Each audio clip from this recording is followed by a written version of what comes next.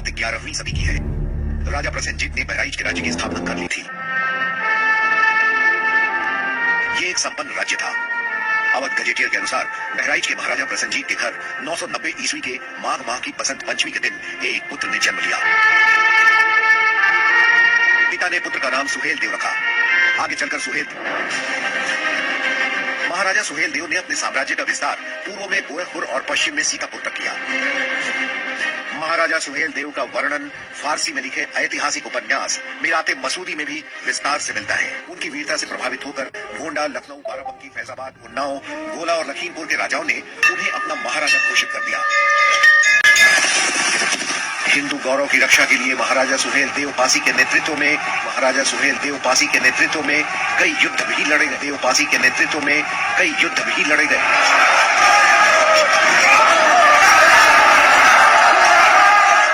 बहराइच के लिए गौरव का विषय थे और बहराइच जनपद दो लोगों के लिए जाना जाता है। एक तो महाराजा चलारी नरेश बलभद्र सिंह जिन्होंने अंग्रेजों से लड़वा लिया, और दूसरे महाराजा सुहेल देव जिन्होंने मुस्लिम आक्रांताओं से बहुत बहादुरी के साथ लड़ाई लड़ी।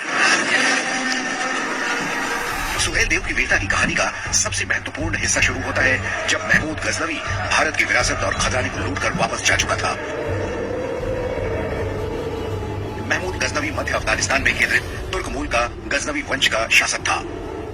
महमूद गजनवी को हम एक ऐसे आतंकित करने वाले और दुर्दांत राजा के रूप में जान सकते हैं जिसने भारत के ऊपर 17 बार आक्रमण किया और भारत की सारी मंदिरों की संपत्तियों को लूटने और हड़पने का प्रयास किया। इन आक्रमण से उसका उद्देश्य एक इस्लामिक राज्य की स्थापना करना ही नहीं था, बल्कि भारत के मंदिरों को तहस नहस करते हुए उनकी सपूत संपत्तियों को लूटने का भी इरादा रखता था।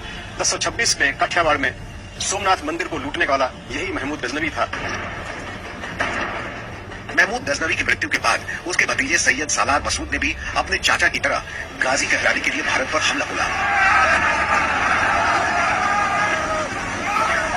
सैयद सालार मसूद की सेना ने दिल्ली पर आक्रमण किया।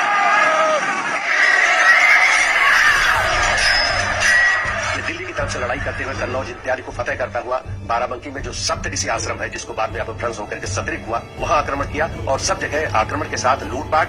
और दूसरा इसका उद्देश्य था या तो मुस्लिम धर्म अपनाओ या मरने के लिए तैयार हो जाओ। अब अगले पड़ाव थे हिंदू धर्म के केंद्र अयोध्या और वाराणसी। सालार मसूद की विशाल सेना ने क्रूरता और कत्लेआम कर दहशत फैला रखी थी और इसी वजह से मेरठ, बुलंदशहर, बदायूं, कन्नौज के राजाओं ने लड़ने के बजाय सैयद मसूद के साथ संधि कर ली। कई राजाओं ने इस्लाम तक कबूल कर लिया था। एक राजा टिपराहा, उनका जंग बहादुर सिंह थे, जिन्होंने बाद में अपना नाम बदल करके ठाकुर मोहम्मद अली रख लिया। नानपारा के राजा, जिन्होंने अपना नाम परिवर्तित करके सादात अली रख लिया।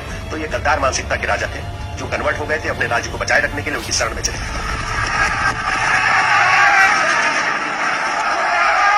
तमाम राज्यों को जीतकर सालार मसूद ने कन्नौज को ही अपना केंद्र बना लिया। यहां से अयोध्या और उसके आसपास के राज्यों को लूटने की योजना बनाने लगा। लेकिन मसूद के इरादों की खबर महाराजा सुहेल देव पासी को उनके गुप्तचरों ने पहले ही दे दी थी। अब यहाँ पर प्रश्न यह उठता है कि सैयद सालार मसूद ने सुहेल देव पर आक्रमण क्यों किया? बहराइच में उसके आने का क्या उद्देश्य था और वो किस प्रकार बहराइच को विजित करते हुए अयोध्या पर आने की इच्छा रखता था?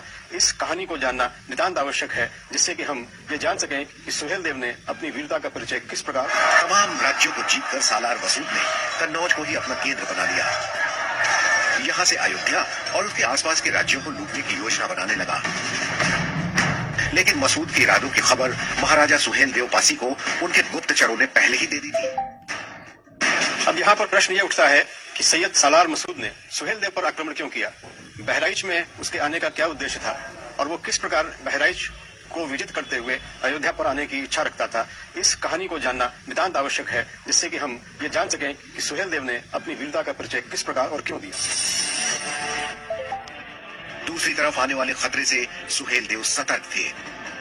अपने गुप्तचरों से निरंतर मसूद की योजना की खबर भी ले रहे थे।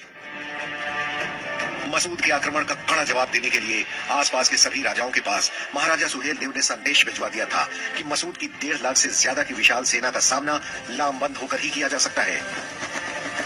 राजा सुहेल देव ने अपने साथियों के साथ एक ऐसे महायुद्ध की तैयारी की थी जिसे इतिहास जानने वाला था। लेकिन युद्ध के कुछ नियम होते हैं जिनका पालन सुहेल देव ने किया, लेकिन आक्रमणकारी सालार मसूद ने उसका पालन न करते हुए आधी रात को आक्रमण किया, जिसका अभ्यास इन राजाओं को नहीं था।